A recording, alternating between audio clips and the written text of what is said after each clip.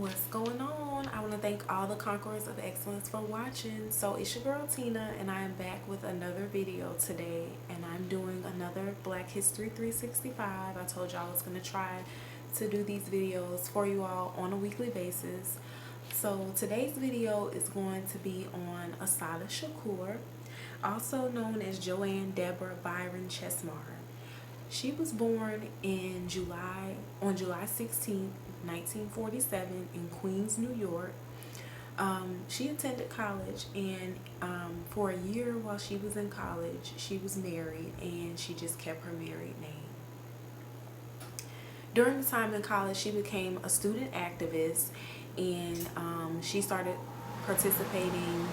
Sorry, you guys, my air conditioning just came on, so it's a little loud.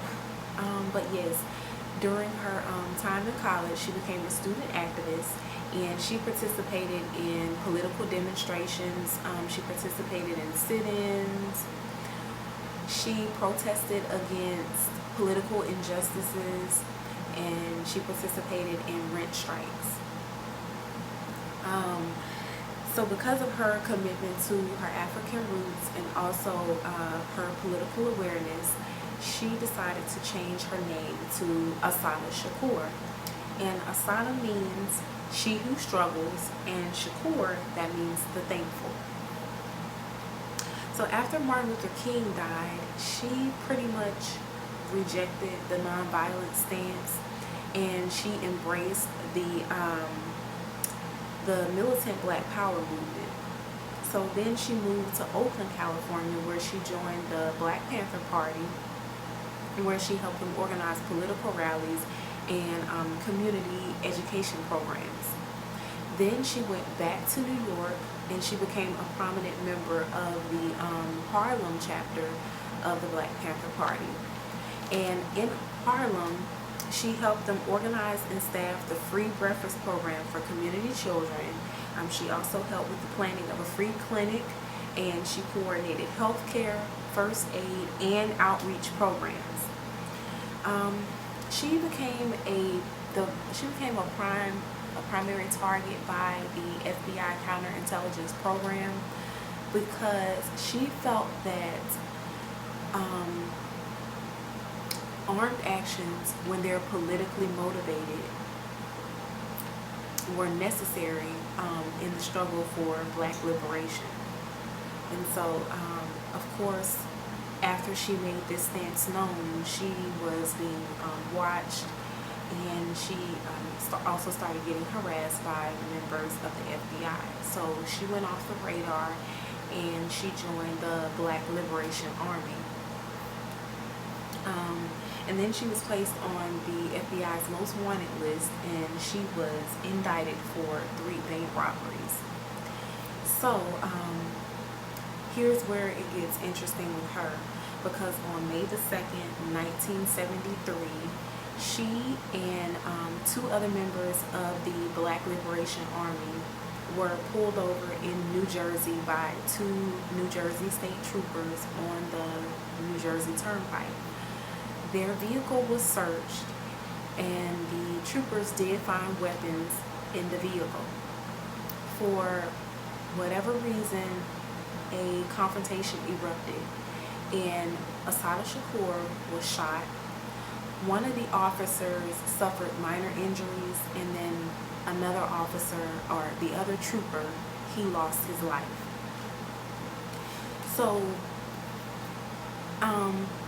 the 2 members that were with Assata, they ended up escaping, but she was taken to the hospital. She was treated for her wound, and then she was charged with the murder of Warner Forrester, who was the trooper that lost his life. She was held in detention for 4 years in an all-male facility where she suffered physical abuse. She didn't receive adequate medical attention because she was pregnant at that time when she went in prison. And she was also put in solitary confinement for a year. And then in 1974, she had a baby girl while she was in prison. So When she went to trial for his murder, medical experts, they testified to the fact that she was incapable, based off of her wounds, she was incapable of firing the fatal shot, was what the medical experts testified to, but she was still convicted of the murder. So after that, 2 years after that conviction, she escaped prison, and she went to Cuba, where she was granted political asylum. So during the 80s and 90s, while she was in Cuba, she was still a very vocal political activist, you know. And then in 1998, the U.S. Congress, they passed a resolution because they wanted her to come back to the U.S. And so in doing this, her supporters, they started a campaign for her known as the Hands of Assata. These are just a few facts that I found out about her. I got these facts from encyclopedia.com, in case you were wondering. And that's where I got my facts for the last video as well. So you guys, like I said in the last video, I just want to share this information with you all because I want you all to gain a better appreciation for the struggle that we have faced in this country and the struggle that we're still facing in this country. So I hope that this video touches someone. These videos, they touch you and they help you to understand the severity of what we are fighting for, what we're still fighting for, and what we've been fighting for decades, which is our human and civil rights. Because like I said again,